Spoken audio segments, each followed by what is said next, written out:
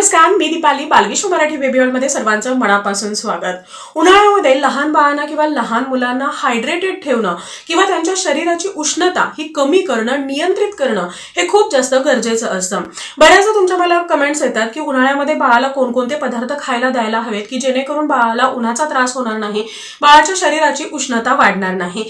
या व्हिडिओमध्ये मी जवळजवळ 40 ते 45 असे पदार्थ किंवा काही फूड आयटम ज्यामध्ये फळं आहेत, धान्य आहेत, भाज्या आहेत किंवा काही असे घटक आहेत की जे बाळाच्या शरीराची उष्णता कमी करतील असे सर्व घटक सांगितलेले आहेत. त्यामुळे व्हिडिओ शेवटपर्यंत जरूर पहा.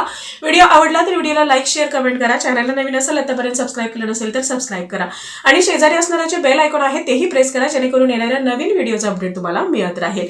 वळूया आपल्या आजच्या टॉपिककडे. आपल्या शरीराला नैसर्गिकरित्या थंडावा देणारे कोणते पदार्थ आहेत हे आपण पुढे जाणून घेणारच आहोत. परंतु त्या अगोदर हे पदार्थ कोणत्या वयामध्ये बाळाला कधी द्यायला हवेत हे सुद्धा माहीत असणं खूप जास्त गरजेचं आहे. लक्षात घ्या, जोपर्यंत बाळ हा फक्त आईचं दूध पितो आहे तर तोपर्यंत अशा कोणत्याही पदार्थांची बाळाला गरज नसते. त्यावेळी फक्त आणि फक्त बाळाला आईचं दूध द्यायचं आहे. उन्हाळा असला तरी सुद्धा बाळाला पाणी सुद्धा तुम्हाला द्यायचं नाही. थोड्या थोड्या वेळाने बाळाला ब्रेस्ट फीडिंग करत राहायचं आहे. ज्या बाळाने सॉलिड सुरू केलेलं आहे तर अशा बाळांना सुरुवातीला तुम्ही म्हणजे असं होऊ शकतं की आत्ताच तुम्ही बाळाला सॉलिड सुरू केलेलं आहे किंवा करणार आहात तर त्यावेळी बाळाला तुम्हाला या लिस्ट मधले जे काही फळं मी सांगितलेली आहेत तर ते फळं देणं गरजेचं आहे. त्या काही भाज्या सुद्धा आहेत की ज्या भाज्या थोड्याशा गोडसर असतात तर अशा भाज्या सुद्धा तुम्ही बाळाला देऊ शकता.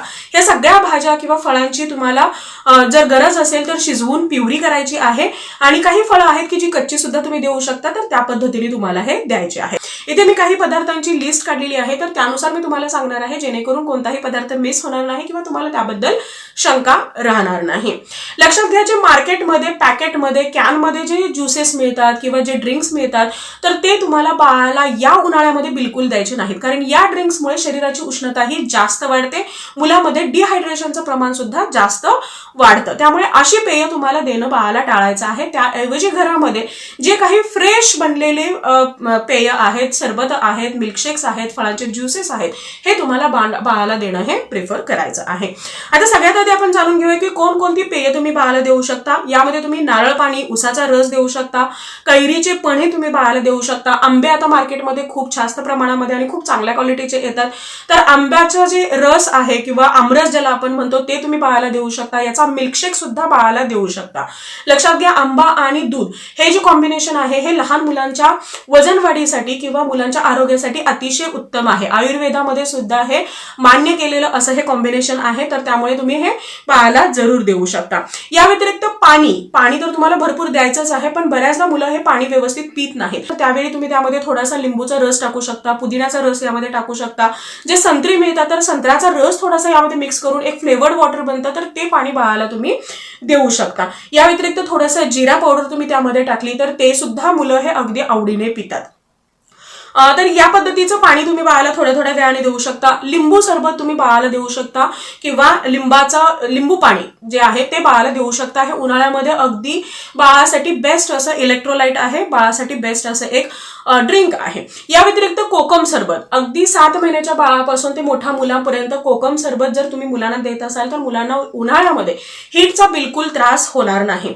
आवळा सरबत तुम्ही बाळाला देऊ शकता, लस्सी, ताक तुम्ही बाळाला देऊ शकता. त्याचबरोबर तुम्ही बाळाला फ्रूट शेक्स किंवा फ्रूटचे ज्युसेस तुम्ही बाळाला देऊ शकता. जे काही रसाळ फळं मिळतात मार्केटमध्ये तर ती सगळी फळं तुम्ही घरामध्ये आणून मिक्सरमध्ये बारीक करून त्याचे जे ज्युसेस आहेत हे तुम्हाला बाळाला द्यायचे आहेत. याशिवाय तुम्ही बाळाला वेगवेगळ्या फळांच्या स्मूदीज करून देऊ शकता. थंडाई सुद्धा तुम्ही बाळाला देऊ शकता. उन्हाळ्यामध्ये एक वेळ बाळाने कमी खाल्लं तरी चालतं परंतु बाळाने भरपूर पाणी पिणं किंवा बाळाच्या शरीरामध्ये पाण्याची कमतरता होऊ न देणं हे खूप जास्त महत्वाचं आहे. आता यामध्ये तुम्ही दही बाळाला जरूर देऊ शकता. दही देत असताना ते दुपारच्या वेळेमध्ये द्यायचं आहे. घरामध्ये बनलेलं ताजं, आंबट नसणारं, रूम टेम्परेचरवर असणारं जे दही आहे हे तुम्हाला बाळाला द्यायचं आहे. दही हे तुम्ही 6 महिन्यापेक्षा मोठ्या बाळाला देऊ शकता, काहीही प्रॉब्लेम नाही. दही देऊन झाल्यानंतर बाळाला तुम्हाला थोडंसं कोमट पाणी द्यायला विसरायचं नाही जेणेकरून बाळाच्या घशामध्ये ते खवखवणार नाही किंवा बाळाला इतर कोणता त्रास होणार नाही. या व्यतिरिक्त साबुदाणा, जो साबुदाण्याची खिचडी आहे, खीर आहे किंवा मिल्कशेक्स मध्ये वगैरे सुद्धा सुद्धा तुम्ही जर थोडीशी साबुदाणा ऍड करून घालत असाल किंवा ऍड करत असाल तर तो सुद्धा शरीराला थंडावा द्यायला खूप जास्त हेल्प करतो. या व्यतिरिक्त नाचणीची खीर तुम्ही बनवून देऊ शकता बाळाला, घावणं बनवून देऊ शकता किंवा जे आंबील टाईप प्रकार असतात ताकामध्ये नाचणी मिक्स करून तर ते तुम्ही बाळाला देऊ शकता. नाचणीची बिस्किट, कुकीज बनवून ते बाळाला तुम्ही देऊ शकता. दिवसातून एकदा तुम्ही नाचणीचा थोड्याफार प्रमाणामध्ये समावेश जरूर करा. या व्यतिरिक्त आता फळांमध्ये म्हणाल तर मार्केटमध्ये जेवढी काही फळं दिसतात तर ती सगळी फळं तुम्ही बाळाला देऊ शकता. यामध्ये संत्री आहे, काकडी, खरबूज, कलिंगड, आंबे, पेरू, सफरचंद, केळी, अननस, लिंबू, टोमॅटो यासारखी जे काही फळं आहेत ही सगळी फळं तुम्हाला मुलांना जरूर द्यायची आहेत. ज्यूसच्या स्वरूपात द्या, मिल्कशेकच्या स्वरूपामध्ये द्या. आहे असे खात असतील तर अतिशय बेस्ट आहे. या व्यतिरिक्त जे बेरीजचे प्रकार आहेत म्हणजे स्ट्रॉबेरी, रास्पबेरी असेल, जांभूळ आहे किंवा आणखी जे काही बेरीजचे प्रकार आहेत हे तुम्हाला द्यायचे आहेत. याशिवाय तुम्ही मुलांना द्राक्षे सुद्धा देऊ शकता. फक्त बाळ जर खूप लहान असेल तर बाळाला चोकिंग होणार नाही याकडे तुम्हाला लक्ष द्यायचं आहे. डाळिंबाचा ज्यूस तुम्ही बाळाला देत असाल तर तो सुद्धा अतिशय बेस्ट आहे.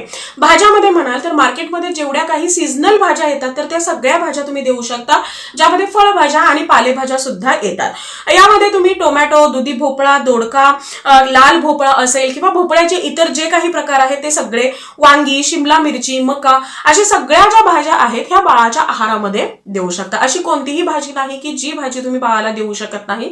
फक्त ते देत असताना योग्य त्या प्रमाणामध्ये आणि योग्य त्या प्रकारे देणं हे गरजेचं आहे.